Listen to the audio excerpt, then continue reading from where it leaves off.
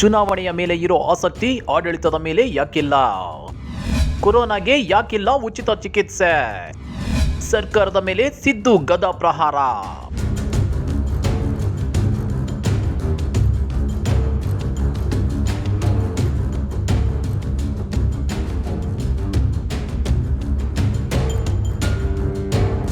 Corona corona corona ಅಂಕೆ ಮೀರಿ ಏರ್ತಾ ಇದೆ ಸೋಂಕು. ಸಾವಿನ ಸಂಖ್ಯೆ ಹಿಡಿತಕ್ಕೆ ಸಿಗ್ತಾನೆ ಇಲ್ಲ.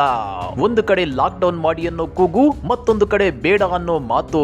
ಇದರ ಮಧ್ಯೆ ಕೊರೋನಾ ಹೆಸರಲ್ಲಿ ಜನರನ್ನ ನಿಂತಲ್ಲೇ ಸುಲಿಗೆ ಮಾಡ್ತಿವೆ ಆಸ್ಪತ್ರೆಗಳು. ಈ ಬಗ್ಗೆ ಯಾರೊಬ್ಬರು ದನಿ ಎತ್ತುತ್ತಿಲ್ಲ. ಆದ್ರೆ ಬಡವರ ಪಾಲಿನ ಆಶಾ ಕಿರಣ ಅಹಿಂದ ರಾಮಯ್ಯ ಈ ಬಗ್ಗೆ ಗಟ್ಟಿಯಾಗಿ ದನಿ ಎತ್ತುತ್ತಿದ್ದಾರೆ. ಸಿದ್ದು ಕೇಳಿದ ಒಂದೊಂದು ಪ್ರಶ್ನೆಗೂ ಸರ್ಕಾರದ ಬಳಿ ಉತ್ತರನೇ ಇಲ್ಲ. ಹಾಗಾದ್ರೆ ಸರ್ಕಾರಕ್ಕೆ ಸಿದ್ದು ಕೇಳಿದ ಪ್ರಶ್ನೆಗಳೇನು? ಕೊರೋನಾ ಸಂಕಷ್ಟ ಎಷ್ಟು ಬಿಗಡಾಯಿಸಿದೆ ಗೊತ್ತಾ? ಸರ್ಕಾರಕ್ಕೆ ಚುನಾವಣೆ ಮೇಲಿರೋ ಆಸಕ್ತಿ ಆಡಳಿತದ ಮೇಲೆ ಯಾಕಿಲ್ಲ ಅನ್ನೋದನ್ನ ಹೇಳ್ತೇನೆ. ಆದ್ರೆ ಅದಕ್ಕಿಂತ ಮೊದಲು ಹಲೋ ಕನ್ನಡ ಯೂಟ್ಯೂಬ್ ಚಾನಲ್ ಅನ್ನ ಸಬ್ಸ್ಕ್ರೈಬ್ ಮಾಡ್ಕೊಳ್ಳಿ. ಹಾಗೇನೆ ಪಕ್ಕದಲ್ಲಿರೋ ಬೆಲ್ ಬಟನ್ ಅನ್ನು ಪ್ರೆಸ್ ಮಾಡಿ. ಕೊರೋನಾ ಈ ಮಾತು ಕೇಳಿದ್ರೆ ಈಗ ಜನ ಬೆಚ್ಚಿ ಬೀಳ್ತಿದ್ದಾರೆ. ಯಾಕಂದ್ರೆ ಕಳೆದ ವರ್ಷಕ್ಕಿಂತ ಈ ವರ್ಷ ಕೊರೋನಾ ರಣಕೇಕೆ ಹಾಕುತ್ತಿದೆ. ದೇಶದಲ್ಲಿ ಪ್ರತಿದಿನ 2.5 ಲಕ್ಷಕ್ಕೂ ಹೆಚ್ಚು ಸೋಂಕಿತರು ಹುಟ್ಕೊಂತಿದ್ದಾರೆ. ಸಾವಿನ ಸಂಖ್ಯೆಯು ದಿನ 1,500 ಗಡಿ ದಾಟುತ್ತಿದೆ. ಇನ್ನ ಕರ್ನಾಟಕದಲ್ಲೂ ದಿನ 20,000ಕ್ಕೂ ಹೆಚ್ಚು ಮಂದಿಯ ದೇಹ ಹೊಕ್ಕುತ್ತಿದೆ ಕೊರೋನಾ. ಇದರಿಂದ ಆಸ್ಪತ್ರೆಗಳಲ್ಲಿ ಈಗಾಗಲೇ ಐಸಿಯು ಬೆಡ್ಗಳೆಲ್ಲ ಫುಲ್ ಆಗಿವೆ. ಇತ್ತ ಉಸಿರಾಟ ಮತ್ತು ಶ್ವಾಸಕೋಶ ಸಂಬಂಧಿ ಸೋಂಕಿತರ ಸಂಖ್ಯೆ ಹೆಚ್ಚಾಗುತ್ತಿದ್ದು ಐಸಿಯು ಬೆಡ್ಗಳು ಸಿಗದೆ ಜನ ಪರದಾಡುತ್ತಿದ್ದಾರೆ. ಆಂಬ್ಯುಲೆನ್ಸ್ಗಳಲ್ಲಿ ರೋಗಿಗಳು ಕೊನೆಯುಸಿರೆಳೆಯುತ್ತಿದ್ದಾರೆ. ಇದು ಹೀಗೆ ಮುಂದುವರೆದ್ರೆ ಬೀದಿ ಬೀದಿಗಳಲ್ಲಿ ಜನ ಹೆಣವಾಗುವ ಕಾಲ ದೂರವಿಲ್ಲ. ಸುಲಿಗೆ ಮಾಡೋಕೆ ಇಳಿದ ಖಾಸಗಿ ಆಸ್ಪತ್ರೆಗಳು. ಒಂದು ಕಡೆ ಆಸ್ಪತ್ರೆಗಳಲ್ಲಿ ಐಸಿಯು ಬೆಡ್ ಸಿಗುತ್ತಿಲ್ಲ, ಮತ್ತೊಂದು ಕಡೆ ಕೊರೋನಾದಿಂದ ಉಸಿರಾಟದ ಸಮಸ್ಯೆ ಇರೋ ರೋಗಿಗಳ ಸಂಖ್ಯೆ ಹೆಚ್ಚಾಗುತ್ತಿದೆ. ಇದನ್ನೇ ಬಂಡವಾಳ ಮಾಡಿಕೊಂಡಿರೋ ಖಾಸಗಿ ಆಸ್ಪತ್ರೆಗಳು ಐಸಿಯು ಬೆಡ್ ಮತ್ತು ಆಕ್ಸಿಜನ್ ಗಾಗಿ ಲಕ್ಷ ಪೀಕುತ್ತಿವೆ. ಆ ಮೂಲಕ ಜನರನ್ನ ಸುಲಿಗೆ ಮಾಡೋಕೆ ಇಳಿದು ಬಿಟ್ಟಿವೆ. ಹೀಗಾಗಿ ಕೊರೋನಾ ಬಂದ್ರೆ ಬಡವರಿಗೆ ದಿಕ್ಕ್ಯಾರು ಅನ್ನೋ ಪ್ರಶ್ನೆ ಎದ್ದಿದೆ. ಇತ್ತ ಚುನಾವಣೆ ಬಗ್ಗೆ ಸಿಕ್ಕಾಪಟ್ಟೆ ತಲೆ ಕೆಡಿಸಿಕೊಂಡಿದ್ದ ಸರ್ಕಾರ ಆಡಳಿತದ ಬಗ್ಗೆ ಅಷ್ಟಾಗಿ ತಲೆ ಕೆಡಿಸಿಕೊಂಡಿಲ್ಲ ಅಂತ ಕಾಣ್ತಾ ಇದೆ. ಇದನ್ನ ಸೂಕ್ಷ್ಮ ಗಮನಿಸಿರೋ ಸಿದ್ದರಾಮಯ್ಯ ಸರ್ಕಾರದ ಮೇಲೆ ಗದಾ ಪ್ರಹಾರ ನಡೆಸಿದ್ದಾರೆ. ಬಿಜೆಪಿ ನಾಯಕರು ಕೇವಲ ಚುನಾವಣೆಯ ಬಗ್ಗೆ ಮಾತ್ರ ತಲೆ ಕೆಡಿಸಿಕೊಳ್ಳುತ್ತಿದ್ದು ಆಡಳಿತದ ಬಗ್ಗೆ ಗಮನ ಹರಿಸದೇ ಇರೋದು ನಿಜಕ್ಕೂ ದುರದೃಷ್ಟಕರ ಎಂದು ವಿಪಕ್ಷ ನಾಯಕ ಸಿದ್ದರಾಮಯ್ಯ ಟ್ವೀಟ್ ಮೂಲಕ ಟೀಕಿಸಿದ್ದಾರೆ.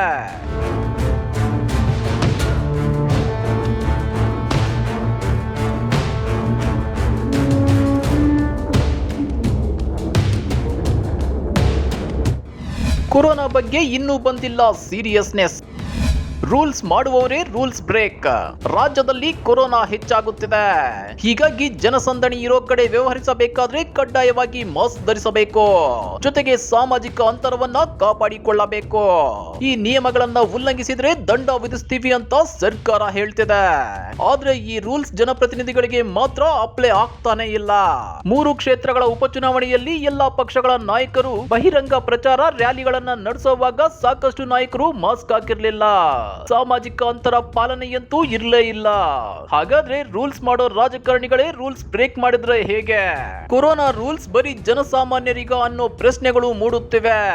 ಇನ್ನ ರೂಲ್ಸ್ ಫಾಲೋ ಮಾಡದ ರಮೇಶ್ ಜಾರಕಿಹೊಳಿ, ಪ್ರತಾಪ್ ಗೌಡ ಪಾಟೀಲ್, ಲಕ್ಷ್ಮೀ ಹೆಬ್ಬಾಳ್ಕರ್ ಸೇರಿದಂತೆ ಸಾಕಷ್ಟು ರಾಜಕಾರಣಿಗಳಿಗೆ ಕೊರೋನಾ ಸೋಂಕು ತಗುಲಿದೆ. ಅಷ್ಟೇ ಯಾಕೆ, ರಾಜ್ಯದ ಸಿಎಂ BS ಯಡಿಯೂರಪ್ಪನವರಿಗೂ 2ನೇ ಸಲ ಸೋಂಕು ತಗುಲಿದೆ. ಅಂದ್ರೆ ಚುನಾವಣಾ ಪ್ರಚಾರದಲ್ಲಿ ಭಾಗಿಯಾಗಿದ್ದ ಇವರೇ ಅತಿ ದೊಡ್ಡ ಕೊರೋನಾ ಸೂಪರ್ ಸ್ಪ್ರೆಡರ್ ಗಳಾಗಿ ಬದಲಾಗಿದ್ರು. ಹೀಗಾಗಿ ಬಿಜೆಪಿ ನಾಯಕರು ಸಾರ್ವಜನಿಕರಿಗೆ ಬೋಧಿಸಲು ಪ್ರಯತ್ನಿಸುತ್ತಿರುವ ಶಿಷ್ಟಾಚಾರಗಳನ್ನ ತಾವ್ಯಾಕೆ ಅನುಸರಿಸುತ್ತಿಲ್ಲ ಅಂತೇಳಿ ಸಿದ್ದರಾಮಯ್ಯ ಪ್ರಶ್ನೆ ಮಾಡಿದ್ದಾರೆ.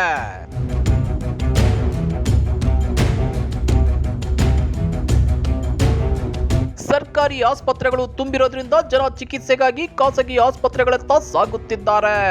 ಆದ್ರೆ ಖಾಸಗಿ ಆಸ್ಪತ್ರೆಯ ಶುಲ್ಕವನ್ನ ಭರಿಸಲು ಅನೇಕರಿಗೆ ಸಾಧ್ಯವಾಗುತ್ತಿಲ್ಲ.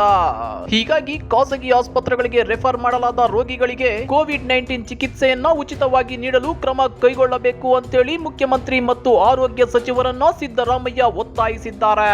ಕೋವಿಡ್-19 2ನೇ ಅಲೆಯ ಈ ಸಂದರ್ಭದಲ್ಲಿ ಕೇಂದ್ರ ಮತ್ತು ರಾಜ್ಯದಲ್ಲಿ ಆಡಳಿತ ನಡೆಸುತ್ತಿರುವ ಬಿಜೆಪಿ ನೇತೃತ್ವದ ಸರ್ಕಾರಗಳ ದುರ್ಬಲ ಸಾರ್ವಜನಿಕ ಆರೋಗ್ಯ ವ್ಯವಸ್ಥೆ ಬಹಿರಂಗಗೊಂಡಿದೆ ಅಂತೇಳಿ ಸಿದ್ದರಾಮಯ್ಯ ಟೀಕಿಸಿದ್ದಾರೆ. ಕೋವಿಡ್-19ಗೆ ಸೂಕ್ತ ವೈದ್ಯಕೀಯ ಚಿಕಿತ್ಸೆ ಸಿಗದೆ ಜನ ಅಸಹಾಯಕರಾಗಿದ್ದಾರೆ. ಜನರ ನೆರವಿಗೆ ಬರಬೇಕಾಗಿರೋದು ಸರ್ಕಾರದ ಕರ್ತವ್ಯ ಅಂತೇಳಿ ಸಿದ್ದರಾಮಯ್ಯ ವಾಗ್ದಾಳಿ ನಡೆಸಿದ್ದಾರೆ. ಕೊರೋನಾ ಮೊದಲ ಅಲೆಯ ಸಂದರ್ಭದಲ್ಲಿಯೇ ಅದರ ಗಂಭೀರ ಸ್ವರೂಪ ದರ್ಶನವಾಗಿತ್ತು. ಆದ್ರೂ ಸರ್ಕಾರಗಳು ಪಾಠ ಕಲಿತಿಲ್ಲ. ಕೋವಿಡ್ ಚಿಕಿತ್ಸೆಗೆ ಹೆಚ್ಚಾಗಿ ಬಳಸಲಾಗುವ ರೆಮ್ಡೆಸಿವಿರ್ ಔಷಧಿ ಸ್ಟಾಕ್ ಇಲ್ಲದಾಗಿದೆ. ಸರ್ಕಾರ ಔಷಧಿಗಳ ದಾಸ್ತಾನು ಯಾಕೆ ಮಾಡಿಕೊಂಡಿಲ್ಲ ಅಂತೇಳಿ ಸಿದ್ದರಾಮಯ್ಯ ಪ್ರಶ್ನೆ ಮಾಡಿದ್ದಾರೆ.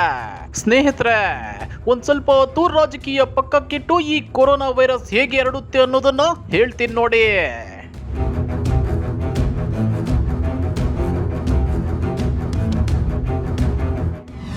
ಎಷ್ಟು ಹೊತ್ತು ವಸ್ತುಗಳ ಮೇಲಿರುತ್ತೆ ವೈರಸ್? ಸೋಂಕಿತರು ಕೆಮ್ಮಿದಾಗ ಅಥವಾ ಸೀನಿದಾಗ ಹೊರಬರೋ ಕೊರೋನಾ ವೈರಸ್ ವಸ್ತುಗಳ ಮೇಲೆ ಎಷ್ಟು ಹೊತ್ತು ಬದುಕಿರುತ್ತೆ ಅನ್ನೋ ಕನ್ಫ್ಯೂಷನ್ ಇದ್ದೇ ಇದೆ. ಕಬ್ಬಿಣ, ಪ್ಲಾಸ್ಟಿಕ್ ವಸ್ತುಗಳ ಮೇಲೆ 3 ರಿಂದ 4 ಗಂಟೆ ಬದುಕಿರೋ ವೈರಸ್ ಬಟ್ಟೆ, ಹಣ್ಣು ಮತ್ತು ತರಕಾರಿಗಳ ಮೇಲೆ 2 ರಿಂದ 3 ಗಂಟೆ ಬದುಕಿರುತ್ತೆ ಅಂತ ಹೇಳಲಾಗುತ್ತೆ. ಆದ್ರೆ ಇಂತಿಷ್ಟೇ ಗಂಟೆ ವೈರಸ್ ಇಂಥ ವಸ್ತುಗಳ ಮೇಲೆ ಬದುಕಿರುತ್ತೆ ಅಂತ ಹೇಳೋಕೆ ಬರೋದೇ ಇಲ್ಲ. ಯಾಕಂದ್ರೆ ವೈರಸ್ ಬದುಕೋಕೆ ವಸ್ತುಗಳೆಲ್ಲ ಮುಖ್ಯ. ಶಾಖ, ತೀವ್ರ ಬಿಸಿಲಲ್ಲಿರೋ ವಸ್ತುಗಳ ಮೇಲೆ ಬಿದ್ದಿರೋ ವೈರಸ್ ಬೇಗ ಸತ್ರೆ, ನೆರಳಲ್ಲಿ ಅದರಲ್ಲೂ ಎಸಿ ರೂಮ್ಗಳಲ್ಲಿರೋ ವಸ್ತುಗಳ ಮೇಲೆ ವೈರಸ್ ಹೆಚ್ಚು ಕಾಲ ಬದುಕಿರೋ ಸಾಧ್ಯತೆ ಇದೆ. ಹೀಗಾಗಿ ಕೊರೋನಾ ಸೋಂಕು ಹೇಗೆ ತಗುಲುತ್ತೆ ಅನ್ನೋ ಯಕ್ಷ ಪ್ರಶ್ನೆ ಜನರನ್ನು ಇನ್ನೂ ಕಾಡುತ್ತಿದೆ.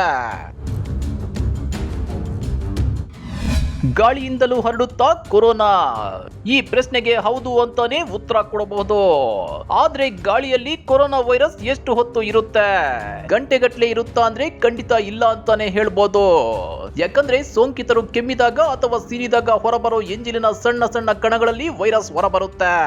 ಅಂತ ಟೈಮಲ್ಲಿ ಗಾಳಿ ಜೋರಾಗಿ ಬೀಸಿದ್ರೆ 10 ಮೀಟರ್ ದೂರದವರೆಗೂ ಆ ವೈರಸ್ ಸಾಗೋ ಸಾಧ್ಯತೆ ಇರುತ್ತೆ. ಹೀಗಾಗಿನೇ ಜನಸಂದಣಿ ಜಾಸ್ತಿ ಇರೋ ಜಾಗಗಳಲ್ಲಿ ಕಡ್ಡಾಯವಾಗಿ ಮಾಸ್ಕ್ ಧರಿಸಿ ಅಂತ ಹೇಳೋದು. ಆದ್ರೆ ವೈರಸ್ ಪದೇ ಪದೇ ರೂಪಾಂತರಗೊಳ್ಳುತ್ತಿರೋದ್ರಿಂದ ಅದು ಮುಂದೆ ಯಾವ ಸ್ವರೂಪ ಪಡೆದುಕೊಳ್ಳುತ್ತೆ ಅನ್ನೋ ಭೀತಿ ಅಂತೂ ಇದ್ದೇ ಇದೆ. ಕೊರೋನಾ ಸೋಂಕು ತಗುಲಿದ್ರೆ ಸತ್ತೇ ಹೋಗ್ತಾರಾ? ಈ ಪ್ರಶ್ನೆಗೆ ಇಲ್ಲ ಅಂತಾನೆ ಹೇಳ್ಬೋದು. ಸೋಂಕು ತಗುಲಿದ ಕೂಡಲೇ ಎಲ್ಲರೂ ಸಾವನ್ನಪ್ಪಲ್ಲ. ಸೋಂಕು ಪತ್ತೆಯಾದ ಕೂಡಲೇ ಎಚ್ಚೆತ್ತು ವೈದ್ಯರನ್ನ ಸಂಪರ್ಕಿಸಿದ್ರೆ ಅಪಾಯದಿಂದ ಪಾರಾಗಬಹುದು. ಆದ್ರೆ ಸೋಂಕಿತರಿಗೆ ಅದಾಗಲೇ ವಯೋಸಹಜ ಕಾಯಿಲೆಗಳು ಅಥವಾ ವಿವಿಧ ಆರೋಗ್ಯ ಸಮಸ್ಯೆಗಳಿದ್ರೆ ಸಾವಿನ ದವಡೆಗೆ ಸಿಲುಕೋ ಸಾಧ್ಯತೆ ಇರುತ್ತೆ. ಹೀಗಾಗಿ ಕೊರೋನಾ ಬಗ್ಗೆ ಅತಿಯಾದ ಭಯ ಬೇಡ.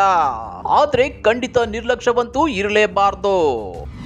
ಲಸಿಕೆ ಹಾಕಿಸಿಕೊಂಡ್ರೂ ಸೋಂಕು ಒಕ್ಕರಿಸುತ್ತಾ? ಈಗಾಗಲೇ ಕೊರೋನಾ ಸೋಂಕಿಗೆ ಭಾರತದಲ್ಲಿ ಒಂದಲ್ಲ 2 ಲಸಿಕೆಗಳು ಬಂದಿವೆ. ಈಗಾಗಲೇ ಭಾರತದಲ್ಲಿ ಸಾಕಷ್ಟು ಮಂದಿ ಲಸಿಕೆಯನ್ನ ಹಾಕಿಸಿಕೊಂಡಿದ್ದಾರೆ. ಆದ್ರೆ ಲಸಿಕೆ ಹಾಕಿಸಿಕೊಂಡವರಲ್ಲೂ ಕೆಲವರಿಗೆ ಸೋಂಕು ಪತ್ತೆಯಾಗುತ್ತಿರೋದು ತೀವ್ರ ಆತಂಕಕ್ಕೆ ಕಾರಣವಾಗಿದೆ. ಹಾಗಾದ್ರೆ ಲಸಿಕೆ ಹಾಕಿಸಿಕೊಂಡ್ರೂ ಸೋಂಕು ತಗುಲುತ್ತಿರೋದು ಯಾಕೆ ಗೊತ್ತಾ?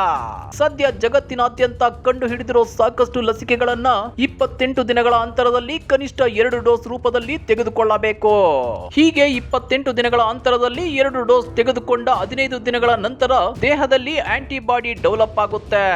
ಅಂದ್ರೆ ದೇಹದಲ್ಲಿ ಕೊರೋನಾವನ್ನ ಕೊಲ್ಲುವಂತ ರೋಗ ನಿರೋಧಕ ಶಕ್ತಿ ಸೃಷ್ಟಿಯಾಗುತ್ತೆ. ಹೀಗಾಗಿ 1 ಡೋಸ್ ಲಸಿಕೆ ಪಡೆದವರಲ್ಲೂ ಈಗ ಸೋಂಕು ಕಾಣಿಸಿಕೊಳ್ಳುತ್ತಿದೆ. ದೇಶದಲ್ಲಿ ಸದ್ಯ ವಿಸ್ಫೋಟವಾಗುತ್ತಿರೋ ವೈರಸ್ಗೆ ಕಡಿವಾಣ ಹಾಕಬೇಕು ಅಂದ್ರೆ ಆದಷ್ಟು ಬೇಗ ಲಸಿಕೆಗಳನ್ನ ದೇಶದ ಎಲ್ಲರಿಗೂ ನೀಡಲೇಬೇಕು. ಅದರ ಜೊತೆಗೆ ಸಾಮಾಜಿಕ ಅಂತರ ಪಾಲನೆ ಮತ್ತು ಮಾಸ್ಕ್ ಅನ್ನ ಕಡ್ಡಾಯವಾಗಿ ಧರಿಸಲೇಬೇಕು. ಇನ್ನು ಎಷ್ಟು ವರ್ಷ ಭೂಮಿ ಮೇಲಿರುತ್ತೆ ಕೊರೋನಾ? ಈ ಪ್ರಶ್ನೆ ವಿಜ್ಞಾನಿಗಳನ್ನು ಕಾಡುತ್ತಿದೆ. ಕೊರೋನಾ ವೈರಸ್ ವಿಸ್ಫೋಟವಾಗುತ್ತಿರೋದನ್ನ ನೋಡಿದ್ರೆ ಈ ವೈರಸ್ ಇನ್ನು ಎಷ್ಟು ವರ್ಷಗಳ ಕಾಲ ಈ ಭೂಮಿ ಮೇಲಿರುತ್ತೆ ಅನ್ನೋ ಪ್ರಶ್ನೆ ಎಲ್ಲರನ್ನೂ ಕಾಡುತ್ತೆ. ಆದ್ರೆ ಇದಕ್ಕೆ ವಿಜ್ಞಾನಿಗಳ ಬಳಿ ಕೂಡ ಉತ್ತರ ಇಲ್ಲ. ಕೊರೋನಾ ಶಾಶ್ವತವಾಗಿ ಈ ಭೂಮಿಯನ್ನ ಬಿಟ್ಟು ಹೋಗೋಕೆ ಸಾಧ್ಯವೇ ಇಲ್ಲ ಅನಿಸುತ್ತಿದೆ. ಆದ್ರೆ ಜನ ಸೋಂಕಿನಿಂದ ವಿಮುಕ್ತಿ ಪಡಿಬೇಕು ಅಂದ್ರೆ ಪ್ರತಿ ವರ್ಷ 2 ಡೋಸ್ ಲಸಿಕೆ ತೆಗೆದುಕೊಳ್ಳಬೇಕಾಗುತ್ತೆ. ಮುಂದಿನ ದಿನಗಳಲ್ಲಿ ಜಗತ್ತಿನ ಯಾವುದೋ ಒಂದು ಮೂಲೆಯಲ್ಲಿ ಒಬ್ಬರಿಗೆ ಸೋಂಕಿದ್ರು ಅದು ಮತ್ತೆ ವೇಗವಾಗಿ ಜಗತ್ತಿನ ಉದ್ದಗಲಕ್ಕೂ ಹರಡಬಹುದು. ಆದ್ರೆ ಕೊರೋನಾ ವೈರಸ್ ಭೂಮಿ ಮೇಲಿಂದ ಶಾಶ್ವತವಾಗಿ ಹೋಗ್ಬೇಕು ಅಂದ್ರೆ ಜನರಲ್ಲಿ ಹರ್ಡ್ ಇಮ್ಯುನಿಟಿ ಬೆಳಿಬೇಕು. ಅಂದ್ರೆ ಸಮುದಾಯ ಪ್ರತಿರೋಧಕ ಶಕ್ತಿ ಸೃಷ್ಟಿಯಾಗಬೇಕು. ಅಲ್ಲಿಯವರೆಗೂ ಕೊರೋನಾ ಜೊತೆ ಸಹಜೀವನ ನಡೆಸೋದು ತಪ್ಪಿದ್ದಲ್ಲ. ನೋ ಲಾಕ್ಡೌನ್ ಜಾರಿ ಆಗ್ತಾವಾ? Tough rules. ಕೊರೋನಾ ನಿಯಂತ್ರಣಕ್ಕೆ ಲಾಕ್ಡೌನ್ ಜಾರಿಗೆ ತಂದ್ರೆ ಮತ್ತೆ ಜನರ ಬದುಕೆ ಬರ್ಬಾದಾಗುತ್ತೆ. ಲಾಕ್ಡೌನ್ ಜಾರಿಗೆ ತಂದ್ರೆ ಅದರ ನೇರ ಪರಿಣಾಮ ಎದುರಾಗೋದು ಬಡವರು, ದಿನಗೂಲಿ ನೌಕರರು, ಬೀದಿ ವ್ಯಾಪಾರಸ್ಥರು ಮತ್ತು ಆವತ್ತಿನ ಊಟ ಆವತ್ತು ಸಂಪಾದಿಸಿಕೊಂಡು ತಿನ್ನೋರಿಗೆ. ಇದೇ ಕಾರಣಕ್ಕೆ ನೋಡಿ ಸರ್ಕಾರ ಲಾಕ್ಡೌನ್ ಮಾಡೋ ಪ್ರಶ್ನೆಯೇ ಇಲ್ಲ ಅಂತ ಸಾರಿ ಹೇಳ್ತಾ ಇರೋದು. ಇನ್ನ ಕಳೆದ ವರ್ಷದಂತೆ ಸರ್ಕಾರ ಕೂಡ ಈ ಸಲ ಕಂಪ್ಲೀಟ್ ಲಾಕ್ಡೌನ್ ಮಾಡಿ ಜನರಿಗೆ ನೆರವಿನ ಹಸ್ತ ಚಾಚಲು ಸಾಧ್ಯವಿಲ್ಲ. ಯಾಕಂದ್ರೆ ಕಳೆದ ವರ್ಷ ಲಾಕ್ಡೌನ್ ನಿಂದಾಗಿ ರಾಜ್ಯ ಸರ್ಕಾರಗಳಿಂದ ಹಿಡಿದು ಕೇಂದ್ರ ಸರ್ಕಾರದವರೆಗೂ ದೇಶದ ಆದಾಯಕ್ಕೆ ಕತ್ತರಿ ಬಿದ್ದಿತ್ತು. ಹೀಗಾಗಿ ಇಡೀ ದೇಶಕ್ಕೆ ಲಾಕ್ಡೌನ್ ಹೇರುವಂತ ದುಸ್ಸಾಹಸಕ್ಕೆ ಸರ್ಕಾರ ಮತ್ತೆ ಕೈ ಹಾಕಲ್ಲ ಅನ್ನೋ ಮಾತುಗಳಿವೆ. ಆದ್ರೆ ಒಂದಂತೂ ಸತ್ಯ, ಕೊರೋನಾ ಸೋಂಕು ಹೆಚ್ಚಾಗುತ್ತಿರೋ ಸೀಮಿತ ಪ್ರದೇಶಗಳನ್ನ ಗುರುತಿಸಿ ಅಂತ ಪ್ರದೇಶಗಳನ್ನ ಸೀಲ್ ಡೌನ್ ಮಾಡಬಹುದು. Night curfew, weekend lock down ಅಂತ ಕಠಿಣಾತಿ ಕಠಿಣ ನಿಯಮಗಳನ್ನ ಜಾರಿಗೆ ತರೋ ಸಾಧ್ಯತೆ ಇದೆ. ಈಗಾಗಲೇ ಮಹಾರಾಷ್ಟ್ರ, ದೆಹಲಿ, ಗುಜರಾತ್ ಸೇರಿದಂತೆ ಹಲವು ರಾಜ್ಯಗಳಲ್ಲಿ ಟಫ್ ರೂಲ್ಸ್ ಜಾರಿಯಾಗಿವೆ. ಅದೇನೇ ಇದ್ರೂ ಕೊರೋನಾಗೆ ಕಡಿವಾಣ ಹಾಕಬೇಕು ಅಂದ್ರೆ ಸರ್ಕಾರ ಜಾರಿಗೆ ತರೋ ಕಠಿಣ ರೂಲ್ಸ್ ಸಾಕಾಗಲ್ಲ. ಜನ ಸ್ವಯಂ ಆಗಿ ಅರಿತುಕೊಳ್ಳಬೇಕು. ಜನರೇ ತಮಗೆ ತಾವೇ ನಿರ್ಬಂಧಗಳನ್ನ ಹೇರಿಕೊಳ್ಳಬೇಕು. ಸಾಮಾಜಿಕ ಅಂತರ ಪಾಲನೆ ಮತ್ತು ಸಾರ್ವಜನಿಕ ಸ್ಥಳಗಳಲ್ಲಿ ಮಾಸ್ಕ್ ಧರಿಸುವುದನ್ನ ಕಡ್ಡಾಯವಾಗಿ ಅರಿತು ಪಾಲಿಸಬೇಕು. ಆಗ ಮಾತ್ರ ಕೊರೋನಾ ಕಂಟ್ರೋಲ್ಗೆ ಬರೋಕೆ ಸಾಧ್ಯ.